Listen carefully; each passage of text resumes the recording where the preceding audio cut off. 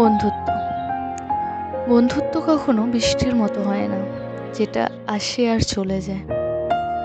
বন্ধুত্ব অনেকটা এই প্রাণোচ্ছল বাতাসের মতো হয়, যেটা নিশ্চুপ থাকলেও সর্বদা আমাদের ঘিরে রাখে।